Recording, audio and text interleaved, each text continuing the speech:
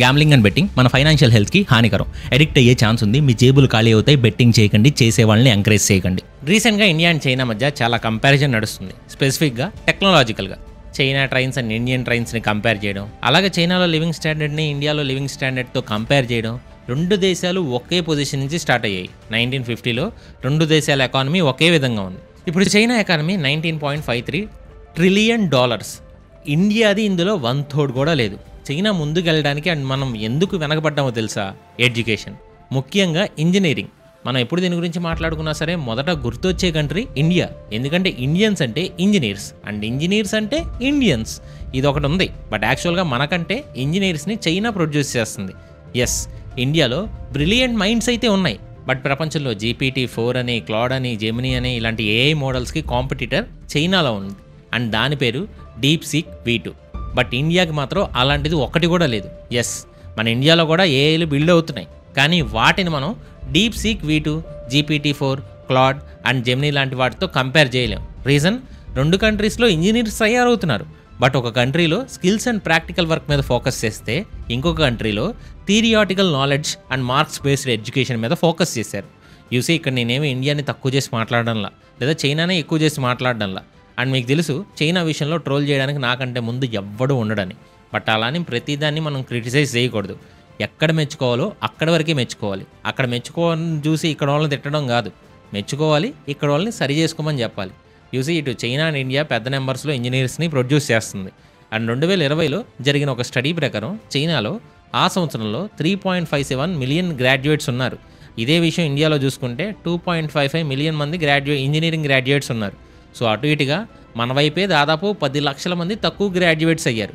But మన ఇండియాలో కేవలం 10-17% మాత్రమే క్యాంపస్ ప్లేస్మెంట్స్లో జాబ్స్ కొడతారు. అలాగే స్టాట్స్ చూసుకున్నా కూడా 2019లో మినిస్ట్రీ ఆఫ్ ఎడ్యుకేషన్ రిలీజ్ చేసిన ఈ పబ్లికేషన్లో దాదాపు 80% మందికి జాబ్స్ రావట్లేదని చెప్పారు.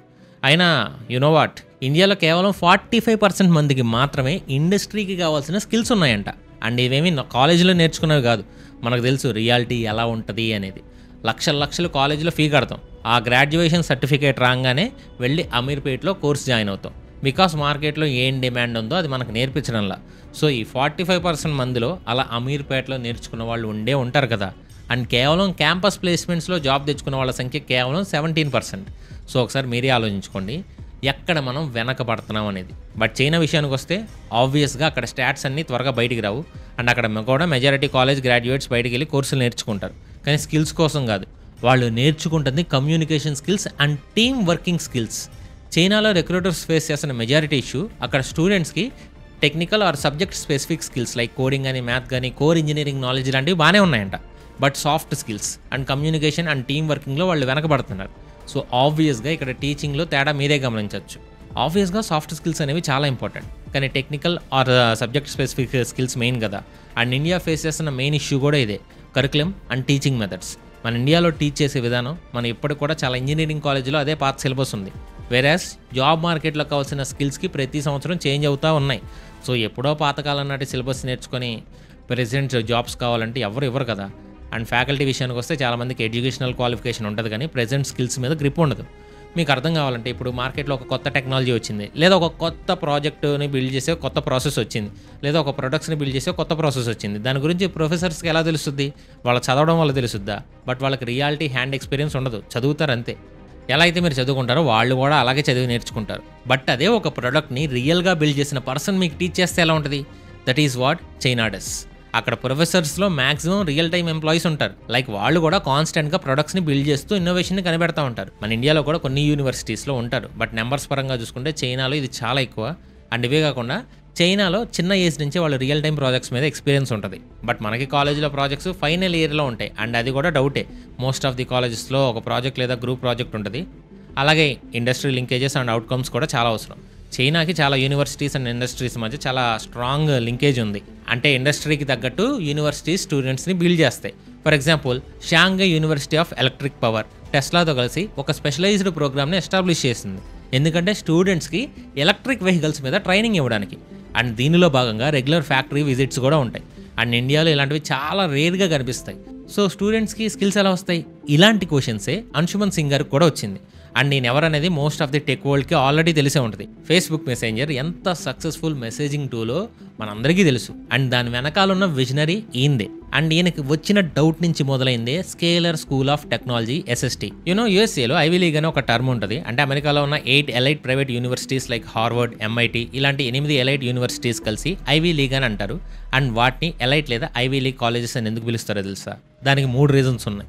ఒకటి, అక్కడ ఉండే ప్రొఫెసర్స్, వాళ్ళు కేవలం ప్రొఫెసర్స్ మాత్రమే కాదు, రీసెర్చర్స్, బిల్డర్స్, ప్రోగ్రామర్స్ కూడా.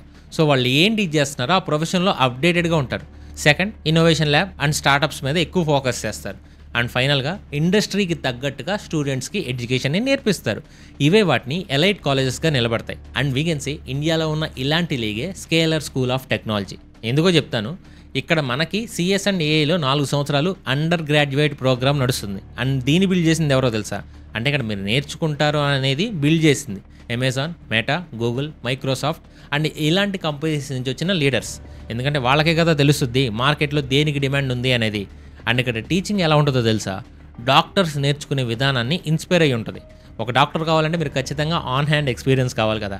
MBBS డిగ్రీకి వాల్యూ ఎందుకంటే ఇక్కడ ఖచ్చితంగా 1 ఇయర్ ఇంటర్న్షిప్ ఉంటుంది. అంటే ఖచ్చితంగా పేషెంట్స్ చూడాలి and on hand experience gain చేయాలి. అది లేకపోతే డిగ్రీ కూడా రాదు.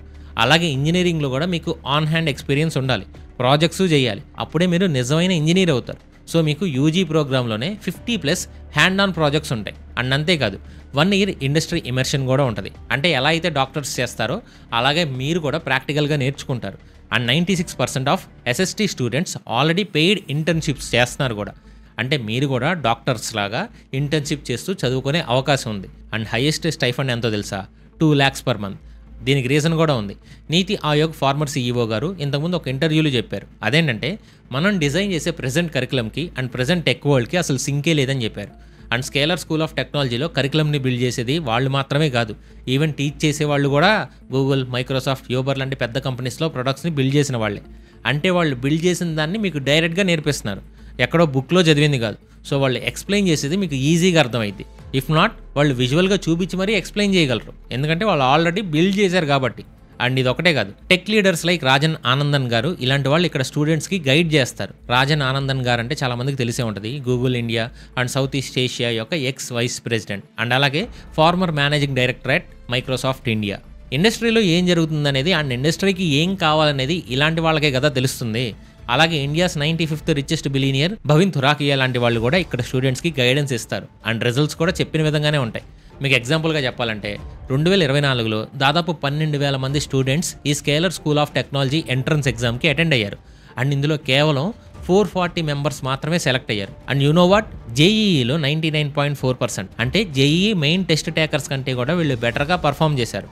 అండ్ అలాగే దాదాపు 137+ స్టూడెంట్స్కి prestigious global universities like IIT, NIT, IIIT, BITS, BITS Pilani and అలాగే global universities like Purdue and Waterloo నుంచి కూడా ఆఫర్స్ వచ్చాయి.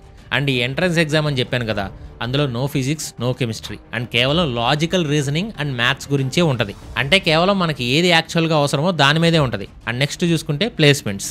స్కేలర్ అనేది 1200+ product based companies like Microsoft, Google, Amazon etcetera లాంటి వాటితో కలిసి కోర్స్ని బిల్డ్ చేస్తుందని చెప్పాను ఆల్రెడీ. సో అలాగే వేల మంది స్టూడెంట్స్ని వీటిలో ప్లేస్ చేస్తుంది కూడా. ఫర్ ఎగ్జాంపుల్ 2021లో స్కేలర్ అన్ని IITs కలిపి అమెజాన్కి ఎంతమందికి పంపించారో అంతకంటే ఎక్కువ మందిని పంపించింది. సో ఒకసారి మీరు కూడా కింద డిస్క్రిప్షన్లో కనిపించిన లింక్ మీద క్లిక్ చేసి ఒకసారి స్కేలర్ ఎన్సెట్ని తీసుకోండి, వాళ్ళని కాంటాక్ట్ అయ్యి కోర్స్ గురించి డీటెయిల్స్ తీసుకోండి. కామెంట్ సెక్షన్లో లింక్ ఇస్తాను. అండ్ దీని తర్వాత చైనాకి మనకి ఉన్న మెయిన్ డిఫరెన్స్ వచ్చేసి entrepreneurship based education. So yes, మన ఇండియాలో మెజారిటీ స్టూడెంట్స్ జాబ్స్ కోసమే ట్రై చేస్తున్నారు. మరి అంతమంది ట్రై చేస్తే జాబ్స్ ఇచ్చేవాళ్ళు ఎవరు ఉంటారు? చైనాలో చిన్నపిల్లలు డ్రోన్స్ని బిల్డ్ చేస్తారు. అండ్ ఆబ్వియస్గా టెక్నాలజీలో వాళ్ళు ముందున్నారని నేను స్పెసిఫిక్గా చెప్పాల్సిన అవసరం కూడా లేదు. రీసెంట్గా ఒక వీడియో చూశాను, ఎవరో ఒకరు ఎలన్ మస్క్ లాగా చాలా టైం స్ట్రీమింగ్ చేశారంట. అండ్ ఆ తర్వాత తెలిసింది అది ఏఐని వాడుకుని ఎలన్ మస్క్ ఫేస్ని స్వాప్ చేశారని. ఇన్ఫ్యాక్ట్ లియాన్ వెన్ఫింగ్ డీప్ సీక్ని ఒక సైడ్ ప్రాజెక్ట్ కింద చూశాడు. ఇప్పుడు అది మెయిన్ ఏఐ అండ్ జీపీటీని అండ్ జెమినీ లాంటి వాటికి కాంపిటీషన్. సో చైనాలో అక్కడ చిన్నప్పటి నుంచి అక్కడ మెంటాలిటీ ఎలా ఉంటుంది, జాబ్ ఇచ్చే విధంగా బిల్డ్ చేస్తారు. China national bureau of statistics ప్రకారం చైనాలో 2024 సంవత్సరంలో ప్రతిరోజు 24,000 న్యూ కంపెనీస్ స్టార్ట్ అయ్యాయంట. అండ్ ఇందులో ఎన్ని స్టార్టప్స్ ఉన్నాయో అండ్ ఇందులో ఎన్నింటిని స్టూడెంట్స్ బిల్డ్ చేశారో ఒకసారి ఇమాజిన్ చేసుకోండి. అండ్ ఈ సంవత్సరం వరకు చూసుకుంటే చైనాలో దాదాపు 396 స్టార్టప్స్ ఆల్రెడీ $1 బిలియన్ వాల్యుయేషన్ మార్క్ని దాటేశాయి. సో అక్కడ ఎంతమంది కొత్త గ్రాడ్యుయేట్స్కి ఉద్యోగం ఇస్తున్నారో ఆలోచించుకోండి. ఇండియాలో కూడా రీసెంట్గా ఇయర్స్లో స్టార్టప్స్ పెరుగుతున్నాయి, బట్ అనుకున్నంత ఇంకా పెరగల. రీజన్ మెజారిటీ కాలేజెస్ స్టూడెంట్స్కి ఇంకొక ఆప్షన్ ఇవ్వవు, కేవలం ప్లేస్మెంట్లో జాబ్ కొట్టే విధంగానే స్టూడెంట్స్ని బిల్డ్ చేస్తాయి. బట్ స్కేలర్ స్కూల్ ఆఫ్ టెక్నాలజీలో అలా కాదు. ఇక్కడ మీకు బిట్స్ పిలాని ఆర్ ఐఐటిఎం నుంచి అండ్ ప్యారలల్గా డిగ్రీ తీసుకునే పర్స్యూ చేసే అవకాశం ఉంటుంది. ప్లస్ ఇక్కడ నుంచి గ్రాడ్యుయేట్ అయ్యాక స్టూడెంట్కి 3 ఆప్షన్స్ ఉంటాయి.